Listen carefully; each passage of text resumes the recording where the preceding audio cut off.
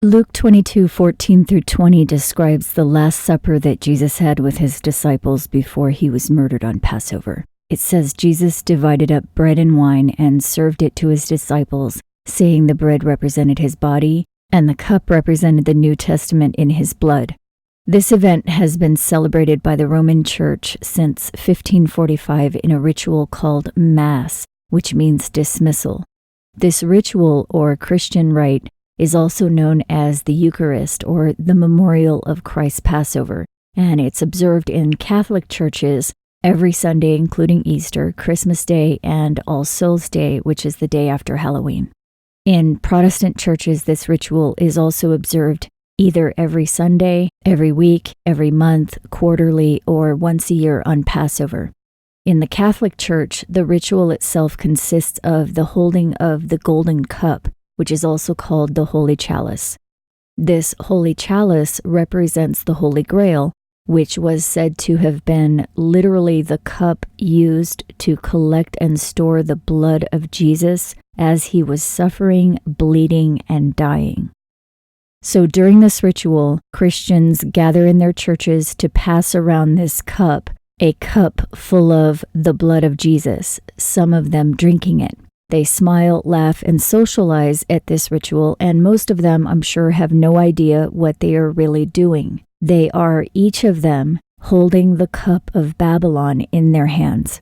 In Revelation 17, verse 4, it says, Babylon the Great holds a golden cup in its hand that is full of abominations. And it also says in verse 6 that Babylon is drunk on the blood of the saints and the blood of the martyrs of Jesus. So the golden cup that Babylon holds in its hand is full of the blood of the saints and martyrs of Jesus.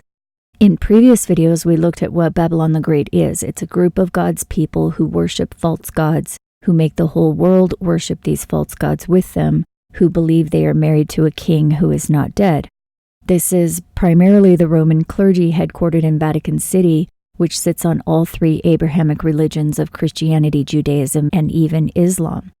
The prophecy tells us these people are deceived by a strong delusion, one of those delusions being that they are worshiping the true God, while the truth is that they are actually worshiping the beast. And this is explained in Hosea 13, 4 through 8, Daniel 7, 3 through 7, and Revelation 13, 2. Isaiah 1, 11 and 14 says that God hates their feast days and does not delight in blood.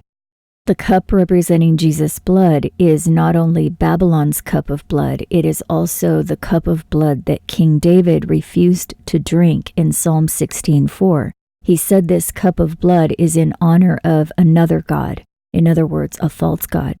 Drinking blood is forbidden in Genesis 9:4, so why would Jesus want his disciples or anyone to even pretend to do it?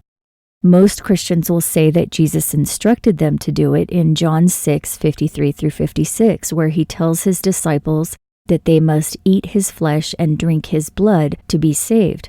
But he was not referring to his actual body, and he wasn't referring to a symbolic cup either. He explains this right after in verses 60 through 66. In verse 65, Jesus said that no man can come to him except it were given to him of the Father. This is a reference to John chapter 14, verse 6, which says, Jesus said to him, I am the way, the truth, and the life. No man comes to the Father but by me. So when Jesus told them that they must eat and drink him in order to be saved, he was saying they must consume the way, the truth, and the life before they can come to the Father. In Matthew 26, 26 through 29, Jesus told his disciples to eat the Passover meal in remembrance of him. This was a reference to Passover and the Feast of Unleavened Bread, not Mass or communion.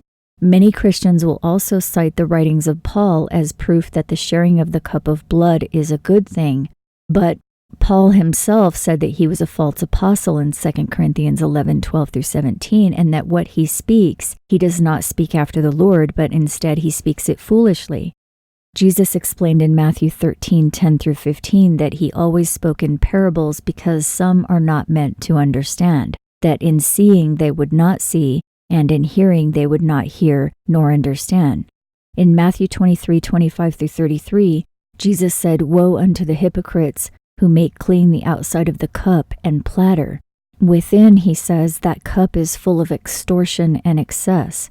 They appear beautiful outward, but within are full of dead men's bones and uncleanness. They appear righteous, but within are full of hypocrisy and iniquity. All of this sounds very much like Babylon the Great, who holds a golden cup full of blood and filth. But there's a big clue in verses 30 through 33. Jesus says these hypocrites say that if they had been in the days of their fathers, they would not have been partakers with them in the blood of the prophets. And Jesus says that this shows that they are witnesses unto themselves, that they are the children of them which killed the prophets. So he says to them, "Fill ye up then the measure of your fathers, you serpents." This is a clear reference to the filling up of the cup of Babylon. The measure of their fathers refers here to the blood of the prophets. In other words, Jesus was saying to them, the witnesses, drink Babylon's cup. Just as it says in Revelation 14, 8 through 10, Babylon falls because it made all nations drink from its cup. And it also says that those who drink this cup are those who worship the beast. And again, the beast is Yahweh, as explained in Hosea 13.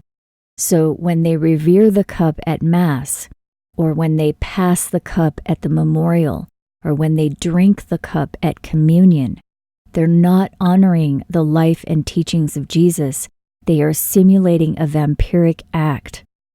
Everyone who holds the cup of blood in their hands are participating in a ritual that presents them as Babylon the Great. An angel says of them in Revelation 16:6, "For they have shed the blood of saints and prophets, and you have given them blood to drink, for they are worthy." For more information and scriptural proof concerning the identity of the beast and Babylon the Great, see the videos linked here. I hope you're doing well, and I'll talk to you next week.